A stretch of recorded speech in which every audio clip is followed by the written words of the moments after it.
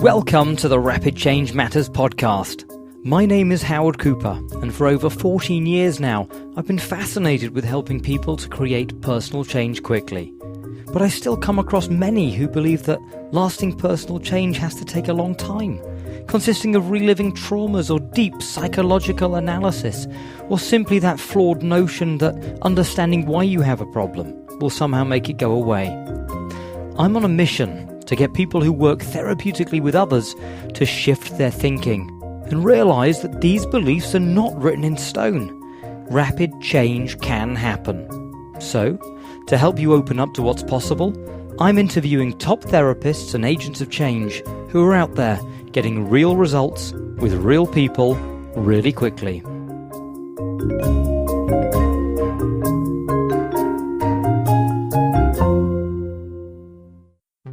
Before we get to the interview, I just wanted to let you know that I've written a quick-to-read, downloadable PDF on 5 strategies to amplify your client's response, with some great tips on getting your therapeutic suggestions to really sizzle. You can download this for free from rapidchange.works, where you can also find all the information about this episode and episodes still to come. Now, over to the interview. And I'm tremendously excited today to be sitting here right now with Trevor Silvester. Trevor is the founder of Cognitive Hypnotherapy and the training director of the Quest Institute. He's trained well over 800 cognitive hypnotherapists and has worked with literally thousands of clients, helping them to let go of anything that limits them or reduces their quality of life.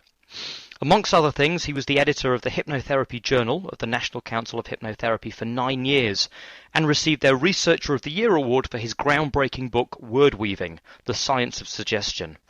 And whilst I could talk for much longer about his various accolades, I'm keen to hear from the man himself. Tell us a little bit about what you do and how you got started. Yeah, sure. Well, if I start with the beginning, I was a police officer. I was a police officer for 18 years. For the last 7, I was at Hendon Training School as a police instructor. I kind of wandered in there almost by accident. You know, a series of happy and unhappy circumstances drove me there. And they were at a particular point where they were really investing in training staff. So we ended up getting taught psychology from a university professor, a guy called Mike Eels, who was brilliant. We did workplace counselling courses, and I did a certificate in education. So there's all kinds of things that I was really being exposed to that were completely new to me. And I loved the whole aspect of interpersonal work with people and, you know, helping them to move through a course that was very challenging. But I felt very limited by the counselling aspects of things. It didn't seem to get very quickly. So I went looking for something else, and I ended up studying. I did a diploma in psychotherapy. It had a module on hypnotherapy, which I just felt like the minute I was introduced to it, it felt like I'd always known it in a kind of a way. It was like coming home. And then I tripped over NLP. And again, just completely blew my mind. I learned more in 7 days of NLP training about how to help people to learn than I had done in a 2-year certificate in education course. All of that just fascinated me, how I could help somebody with a fear of exams in the space of half an hour, let go of that fear and increase their exam results, sometimes 25% the very next day. And when you begin to watch people changing in that way, I think it can be quite addictive. And I just knew I was never going to go back to being a police officer.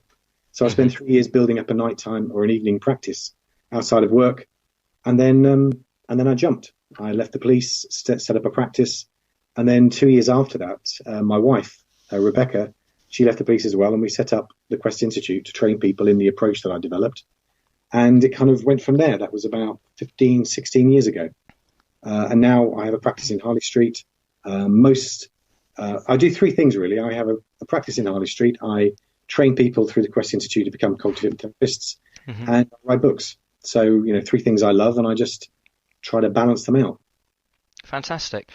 And I mean, you talk about this sort of approach that you developed, cognitive hypnotherapy. How would you describe it to someone who hadn't come across it before? It's not a nutshell description, I have to say. It was it emerged out of this as an antidote in many respects to 2 things that I saw. I was reading a lot, still read a lot, did lots of training, and what I came across were 2 main things. One was the presence of a lot of certainty within therapy, that people seemed to be very sure that their models were the right models and other people's were lesser. So there was this whole bun fight constantly going on about whose techniques were better than others. And I thought that was getting in the way of approaches. The minute somebody came out with something new, they built a wall around it, copyrighted it, and made you pay thousands to learn it. And the thing I loved about NLP was this whole idea of just stealing from anything that worked and refining it down to get the essence of it and then teaching it to other people. And yet even NLP succumbed to that. So there are various forms of NLP. Mm-hmm. So I just wanted to trap that kind of idea of continual uncertainty. So we could have a rolling revolution, if you like, where we continually adjust a model of therapy to take in everything that we learn along the way. And because I think the second thing was that out of this certainty emerges a kind of a search for a label in every client that comes to see you, where you do a diagnosis, you attach a label, which leads to a treatment plan. So if you're a hypnotherapist, somebody says, I'm a smoker, and then out comes a smoking script. Mm-hmm. If CBT therapist, you have anxiety, then you do this, and then this. So this whole idea of there being client-centered therapy was it was a misnomer, because it wasn't. The client had to enter the therapist's model in order to be helped. And there was a one-size-fits-all approach. And it just was anathema to me, really. So what cognitive hypnotherapy really is a way of thinking. It has a flexible framework. So you listen to the client, and we have various models of helping us understand the way that one client thinks differently to another client. We use things from NLP. So a visual client might respond better to a certain technique than a kinesthetic client. Mm-hmm. We talk about trance phenomena. And so some clients respond better to positive hallucination and negative hallucination, again, probably a visual client, compared to sensory distortion. And so we refine our techniques and what we're going to do to a client according to who the client is.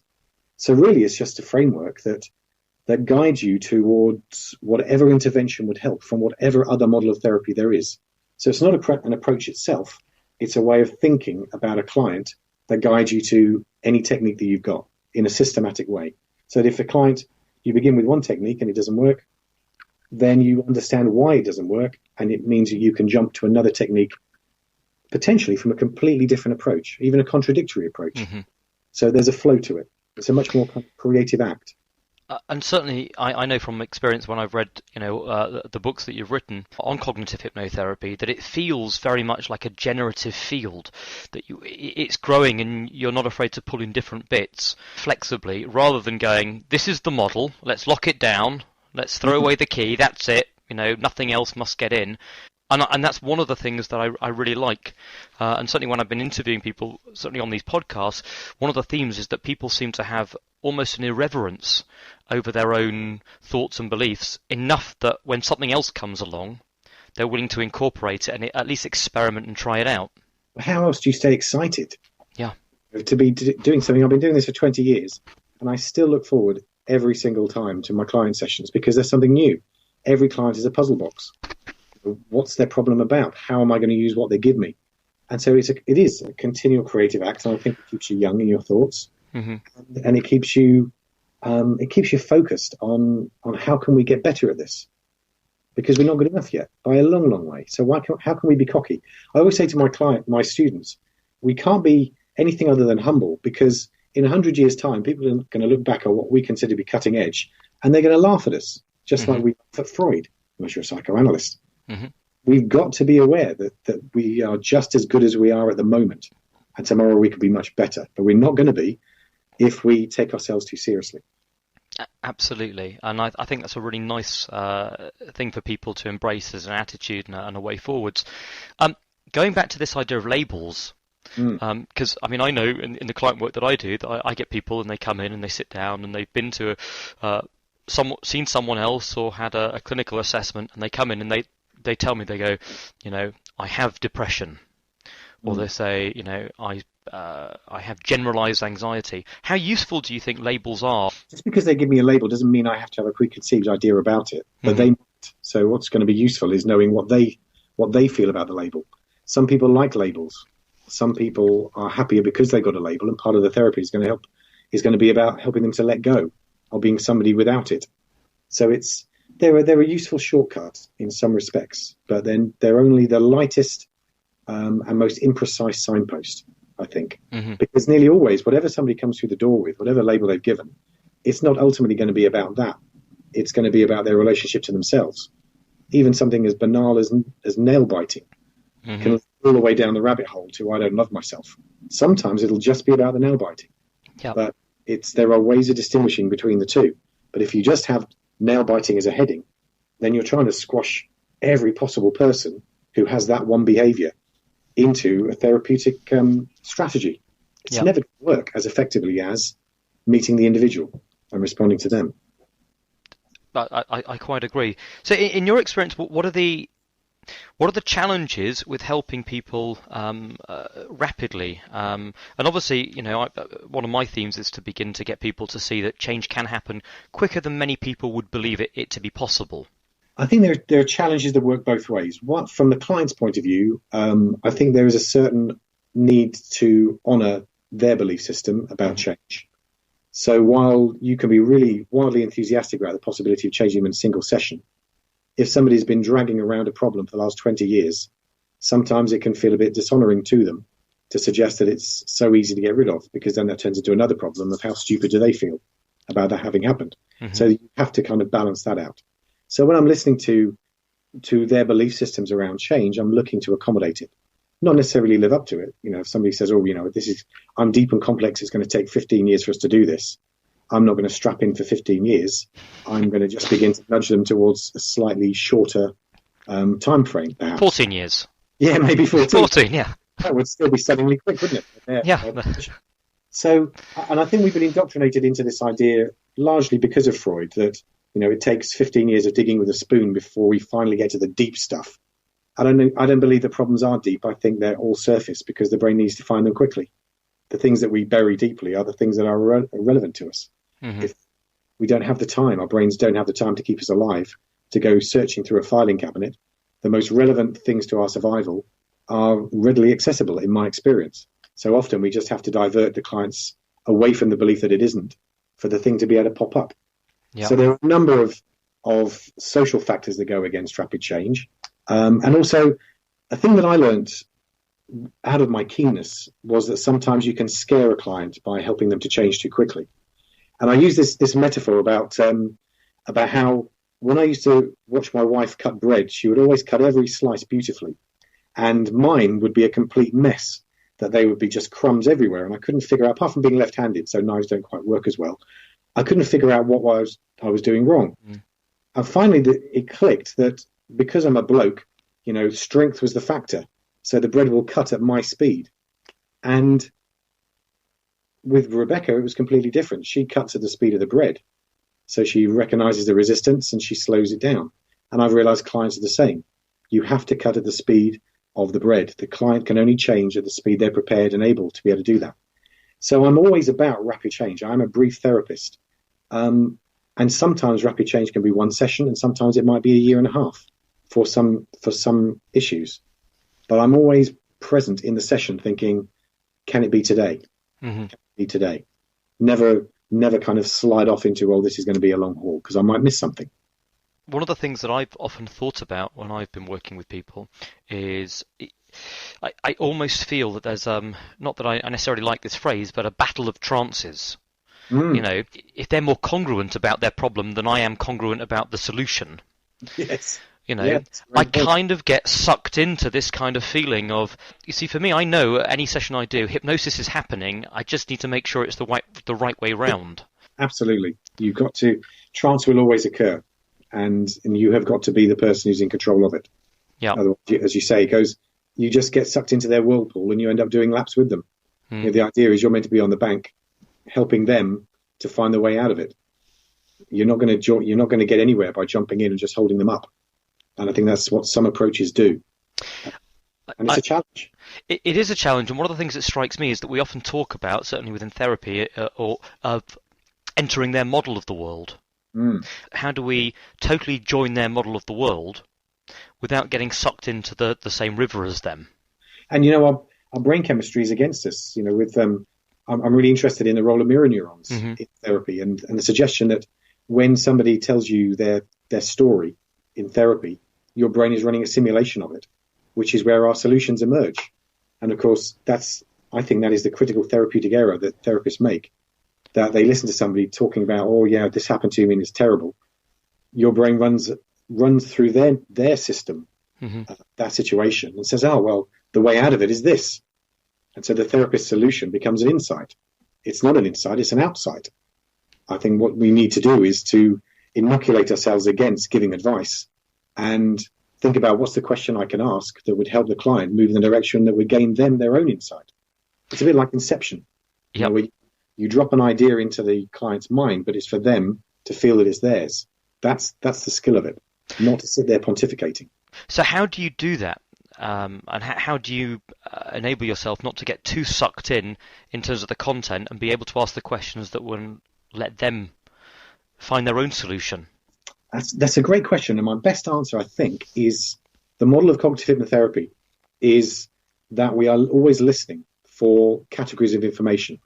I was very influenced by a quote that Tad James used many years ago, which is there's no content in content worth knowing. Mm-hmm. And you have to think about that for a while. I probably had to think about it for a couple of years before I actually stopped chanting it and understood it. But it's true. There's nothing about their story that is inherently important. It's what is the context within which it operates? What is the structure of their thoughts that creates it? What's the process that it leads them through? And what's the consequence to them of it? Mm-hmm. And so I'm training my students to be thinking in that way so they don't get sucked into the story. They're basically thinking two things. What's that about? And by that I mean, where's the context here? What's the structural information I can use? What's the process I can interrupt? What's the consequence I can manipulate? And how do I use it? What techniques would be best served? So I think in the background of my mind, I'm tremendously busy sorting out all of that stuff. And of course, I've been going long enough now that I've reached that kind of unconscious competence level where it just pings. Mm-hmm. And I know what I'm going to do next. And what I have to take my students through is the conscious competence from unconscious incompetence so that they know why they're doing what they're doing. I'm tremendously suspicious of new graduates who say that they are just going by their gut or they're just being intuitive because they haven't trained their intuition enough to be worthwhile yet. They need to be able to go to a supervisor and say, I came to this decision because of this line of questions which led to these answers, and this is the information I gave. Mm-hmm. Somebody with 3 months experience or probably even a year's experience just goes, oh, well, I just kind of eclectically got it. I'm suspicious. I wonder if they have just lacked the discipline to learn the stuff properly. Yeah. When I was an instructor at Hendon, I've been on the streets for 10 or 11 years. And so the problem I faced was I would go into a class and I would set up a role play, say, of criminal damage. Mm-hmm. And then I would say, right, so that's an example of criminal damage. And then the students would say, why is it? And I couldn't tell them because I knew it was, but I'd forgotten all of the points to prove within the law that proved that offence. I had to reverse engineer my learning to go from unconscious competence back to conscious competence. And I think that's a good tool for therapists to remember to do. When they sit back and go, wow, that went really well. Okay, what process did you follow that came to that good conclusion? Yep. Because by continuing to be aware of why you're doing what you're doing, I think you become more precise and you get to understand principles more. And I think that's what it's all about. What I'm always encouraging people to do is go to any training, any method, any technique that's being taught out there and deconstruct it. Look for what are the principles that are making this work so that when it doesn't work with another client, which it won't because no technique works on everybody, you understand why it doesn't work and you'll know how to change it to just manipulate it in some way to make it work for that particular person. Because there is nothing that works with everybody. Mm-hmm. And that's one of our major mantras. Now, there's no hierarchy of power. Some people might think that a swish pattern is quite a weak technique compared to using timeline in regression, for example. And that depends on the client. One client might have the whole world changed by a simple swish pattern and have nothing from a timeline. Yeah, I've seen it. I've seen it happen. Yeah. Absolutely. So we mustn't think about these drawers of super techniques and minor techniques. It's how you mix them with which client.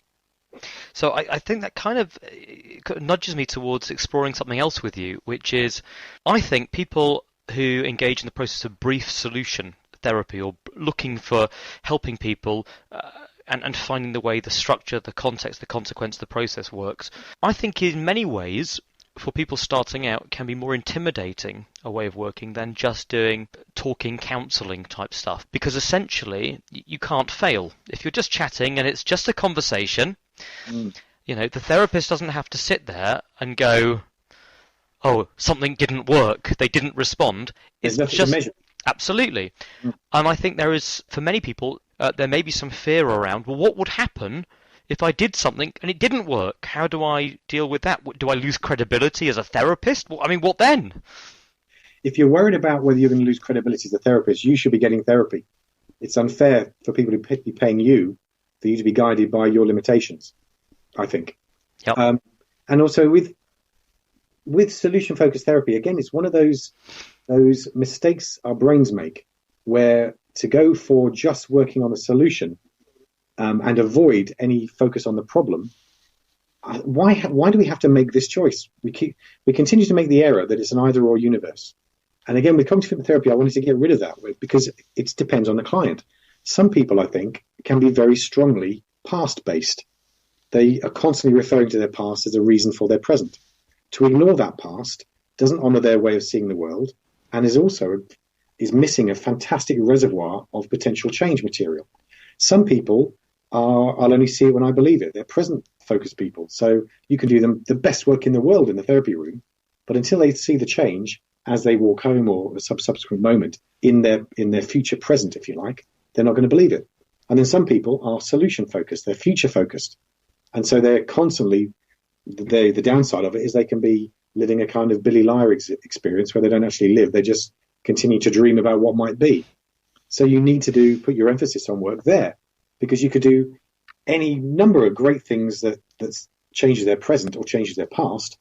But if that doesn't update the way they see their future, nothing is going to shift. Mm-hmm. So again, that's one of the differences that we're going to be listening for as to what's the technique choices or bundle that I'm going to formulate with this one client. So I'm a great fan of solution-focused thinking, and we've incorporated into cognitive hypnotherapy. But we look at problem state and solution state, and then just adjust the balance according to where the weight of change or evidence for change is going to be with that particular person. Does that make sense? Yeah, I mean, what strikes me is that, I mean, you're just so flexible in your approach.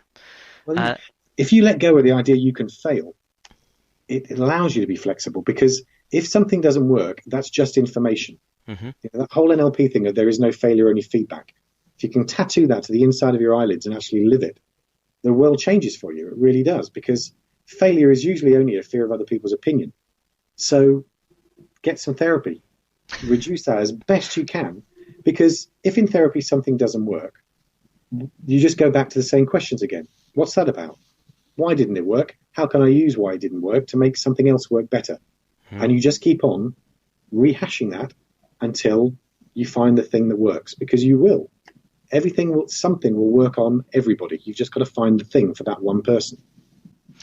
So how do you go about, someone rings you, for example, or with a particular issue, how do you manage their expectations of what will happen during a session? And I mean, presumably will they ask about timeframes of, how long will it take and how's this going to unfold? And that used to be the case. I have to say I'm in a very lucky situation now where people ring up for an appointment and my wife handles all the bookings and I don't see them until they arrive. And I quite like that, so that I'm a completely blank head. I do no preparation at all for any client coming through the door. I usually don't even ask my wife what they say they're coming for. Yep. And then I have my first session is an hour and a half, so I've got plenty of time to settle them, to sort them, and often to get to an intervention phase as well. And so I think I don't really know how to answer that. How do I manage their expectations? I guess what I'm looking for is for them to realize that this is not a magic pill, and just the fact that they're paying a lot of money for me does not mean that I'm going to wave a magic wand and they're going to walk out. This is going to be a collaboration, and I think people often arrive. I talk about ILOC and ELOC, where to be ELOC is to have an external locus of control. So the world is happening to you, and the kind of day you have depends on how people respond to you and what happens in your day. And then there is the ILOC position of, irrespective of what happens in your day, you are free to choose the meaning of it and how you respond to it. And most clients, and I really mean all clients, come to see you in an ELOC position. They are looking for you to fix them, pretty much. And so that is an opportunity. That's a thing to be used. And so I will use that without believing in it. I am not their solution. But if it gets the ball rolling, then fine. But as soon as I possibly can, I'm going to recruit them to the cause. So I give them tasks in between sessions. I get them to realize that most therapy happens in between our sessions. And so this is a joint effort. I encourage them to email me in between with what they're noticing, all the positive changes from listening to my download that they'll be plugged into every night, anything and everything, because we need them to attribute what we are doing to the differences that they begin to experience in their life. So after a while, they've gone from ELOC to a mixture. And then the last step is to get them to realize they don't need me at all. I want to build in my redundancy. They are ILOC. And so part of ILOC might be choosing to come and see me every now and again when they need a certain thing from me. And then they let me go again. This is not going to be me holding their hand all the way to their outcome. I expect to lose a client somewhere between 60 to 70% towards what they want, what they came to see me for, with them believing that they've got what it takes now to get the rest of the way on their own. Mm-hmm. That is success. And sometimes I'm still holding their hand up to the 100%, sometimes I'm not. But that's always what I'm after. Because I'm really interested in rapid change, but only if it's permanent. Otherwise, it's just a magic trick, and it's made my ego feel good, and it's left them in no better a situation. Probably worse, actually, because they'll have lost a bit of hope that they can be helped. Yep. It's got to be about permanence. And permanence can only be permanent if they're responsible for its continuation. Can you give me a couple of real examples where rapid change has happened and it's lasted? Yeah, sure. Had a client. This is a reasonably banal example in one respect, but it's quite lovely in another, where a student on the course had a fear of heights so strong that she couldn't even stand on a chair. Mm-hmm. So did an intervention with her as a demonstration, and the following week she abseiled down the side of a building. Amazing. That's great, but the even greater thing is at the end of this month, her and 15 other people from Quest who are on our Master Practitioner course, we're jumping out of a plane at 15,000 feet together.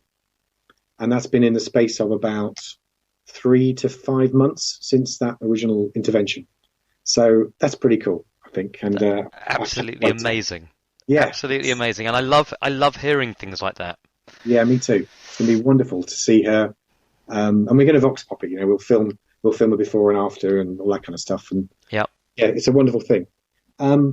Another example, I've worked a lot with post-traumatic stress disorder. Yeah, I think possibly because of my background in the police. A lot of police officers, a lot of service people, they like to come to somebody with a feeling that they would understand the background of their experiences. So I've been involved in that for a long, long time. A client who had been out, she was a very keen cyclist. She was out cycling with her best friend, and her best friend was hit by a van and killed, and actually died in the arms of my client. And this client had already had a previous background of PTSD, as bad luck would have it. So completely, it affected her, as you would expect, in many profound ways, including the fact that cycling changed in its entirety. Anytime she got on a bike, she went into flashbacks, into a state of anxiety, and exactly what you would expect it to be in many respects. Sure. Did a single intervention with her, and 2 weeks later she went on an 80-mile sponsored bike ride. And the only negative feeling she had was sadness, which I think is appropriate. Yeah. But she didn't have the anxiety, the flashbacks, any of the other stuff that she originally saw me for. So that kind of thing, I expect to happen when I work with clients. Mm-hmm. And at the same time, as I've said, I've worked with some people with PTSD. That's taken me a year to 18 months to actually get to where we wanted to get. And I've completely failed with others. So there's this whole continuum. We still haven't got the answer to everybody. Yep. And I think that's very reassuring as well for people to hear. That there isn't anyone out there that's getting 100% success rates. And, I don't believe anybody who says they are. I really don't. And the great thing is, if you read enough Erickson, he admits to failures too. And if that guy's allowed to fail, then surely we all are. Absolutely. Although he always frames it in an interesting way. And I think there's a funny quote, and I think I said it last time we spoke, where he says, I've been able to help everyone that I've worked with, and there's a few I'm still working on. Yes. And there is that, I can think that I've completely bounced off of some people, and yet maybe the time isn't just right for them now. Yeah. But also, I might just not be the right fit for them, and somebody else is. Yeah. So it's a lovely thing that I think is perfectly possible, that I've got 20 years of experience and somebody can come to see me, and despite all of that, the fit isn't right, and I send them to one of my students with 2 years experience, and they crack them in one. Yep. And I think that's a wonderful thing. And what I would do is sit down with my student and say, so how did you do that? Because that's a lovely place to learn from. You learn as much. I learn. One of the great things about being a teacher as well as a therapist is I think the therapy helps my teaching, but the teaching helps my therapy, because I hear in people's ignorance, from on module 1 of my course, they know nothing about this stuff. And so they're not restricted by limitations. And so they can ask a question that makes me question my own concreteness after years of experience. And that's wonderful, because they're as often right as I am. Yeah. We can learn from everybody. And going back a second, because you said you expect them to be able to change. You expect this to happen. How far do you think a therapist's expectations about what's possible, guides the interaction? Oh, massively. If you do not believe that you can help somebody to change, you shouldn't be seeing them. Mm-hmm. And I think one of the key things, and something I've observed in 15 years of watching graduates, is that the more the graduate involves themselves in personal change for themselves, the more likely they are to be successful as a therapist. Some people just come along and they do it as an academic exercise because they want to help other people, and they're relatively unchanged by the end of the course. Those people don't tend to last. But the people who actually say, these are the things about me that I need to work on, and continue to work at them. I still have therapy for bits that come along and bite me on the bum. And they're not the big things that used to, but, why let anything hold you back? So, I'm jumping out of a plane. I've had a fear of heights in the past. I'm still not completely clear of it. I'm doing stuff to make sure I jump out of that plane. I'm not taking it for granted. And it gives you a massive reservoir of belief in the possibility of change, because I know what it's felt like to have a panic attack standing on something that's 8 feet off the ground. And I know what it's like to stand in the same place and wonder what the hell that was about then. So if you can sit there with that belief system, then it's just a question of, what haven't I discovered yet for you that's going to make the change in you? But no one stays the same. If they don't come to therapy, they're not staying the same. They're likely to be getting worse. With the butterfly effect, we are not who we're going to be yet. And it's a question of, are we making ourselves up in a form that makes us happy, or are we making ourselves up in a form that leads to continuing and increasing unhappiness? That's what I'm about, really, nudging people towards the better choice. And I think it's a really nice way of looking at it, nudging people towards the better choice. I think it's very elegant. Whose work would you say a methodology has had the biggest impact on you and the way in which you work? Oh, lovely. Right. Obviously, I've got to say Erickson. Mm-hmm. Obviously, just for his insight that people aren't fixed, the people aren't broken, and you're not the fixer, and people have all the resources they need to get better. You find everything. The solution is within them. I love that. Obviously, I love his language. Bander and Grinder for the genius of modeling and everything that really came from that change of ideas that the NLP has led to. I love that. Very grateful for them as well.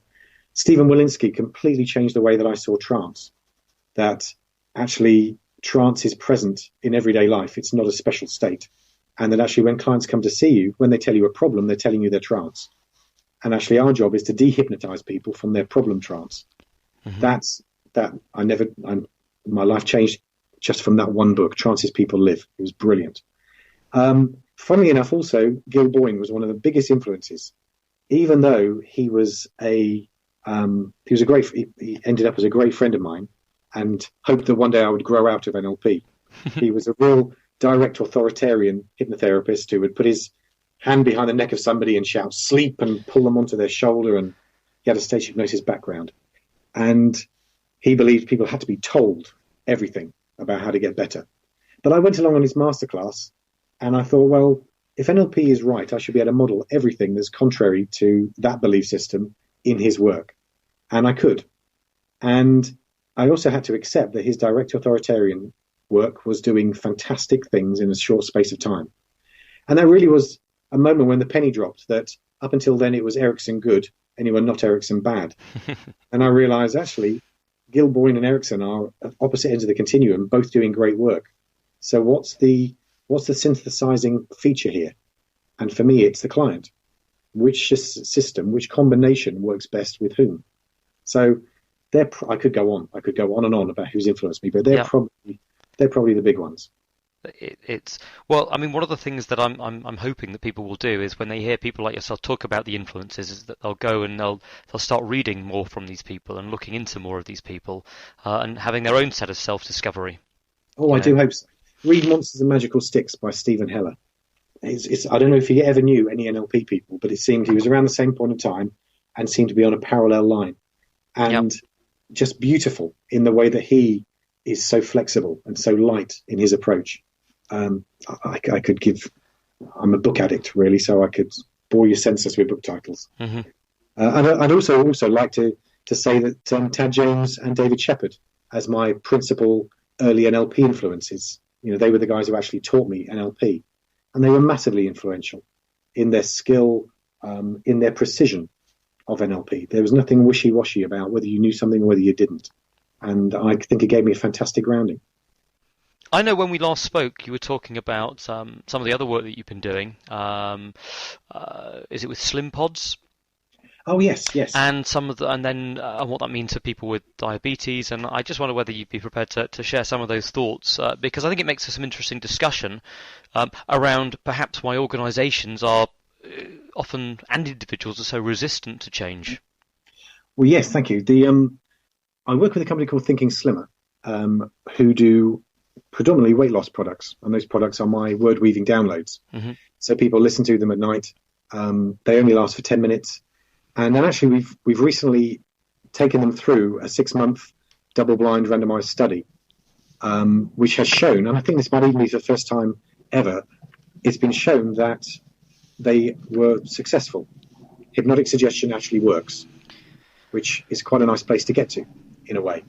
And the loveliest thing about it wasn't just the fact that they helped them lose weight. They actually just liked themselves better at the end of 6 months of listening to them, which is, I think, much more important. Mm-hmm. So I've got a lot of people out there listening to things for weight loss, which is wonderful. And there's a great community of things. But an interesting byproduct of it was that a number of people with type 2 diabetes reported that from the changes they were making as a result of listening to Slim Pods, that they were able to come off of insulin and actually be able to control their problem through diet, which is pretty sensational. And so Sandra Rickoff-Davis, the head of Thinking Slimmer, and myself went along to Diabetes UK to talk about the possibility of rolling out a study where we would supply the Slim Pods. In fact, I have done a specific diabetes download to see if people can regulate. And again, we've got to be very responsible about this. I am not saying we've got the cure for diabetes. What I'm suggesting is that there are people out there who have the possibility that they could control their own. They could be their solution to diabetes. Probably not everybody, certainly not everybody, but certainly some. And the very first thing they said was, there's no cure for diabetes. And they would not sway from that initial set point. Mm-hmm. And we come across that a lot. But if you think about it, what is the future for Diabetes UK if there's a cure for diabetes? They disappear. And I think it's the nature of organisations that after a while, they begin to exist for their own existence rather than for the thing they were set up for. I even saw that within the police service, and I see it now within the police service, that after a while it's about protecting the police service, not about serving the public, and not from an individual level, just as an emergent property of that organisation. Mm-hmm. They lose trust in their own opinions, they get led by politicians, and we're not getting served. And politics writ large is exactly the same thing. It's like secondary gain for the organisation. Absolutely is, and government is another example of it, isn't it? Yep. Government serves itself now; it doesn't serve the people. It's I mean, I think it's such a shame that there are things that are out there that there's strong evidence for, that there are case studies for, that we can provide proof for, that people aren't willing to explore.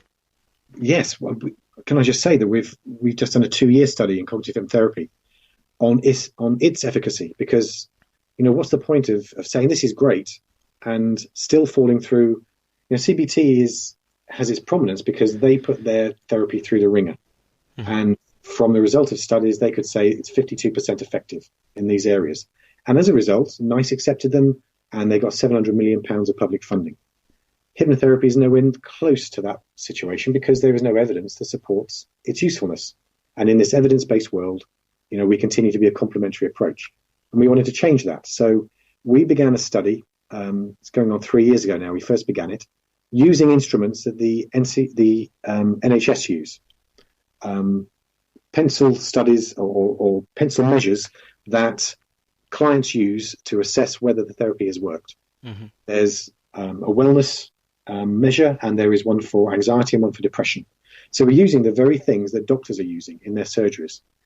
And we are about to get published in the Mental Health Review Journal that shows that in our pilot study, with an average of 6 sessions, cognitive hypnotherapists were able to work with anxiety and depression, and were effective with a percentage, I think, was 73% on an average of 6 sessions against the CBTs of about 52%. Now, ours is only a pilot study, and again, we want to be responsible. We're not going to come straight out and go, look, we're better than CBT. But I wanted to open up a debate with NICE to say, look, there is something here that is worth you considering now.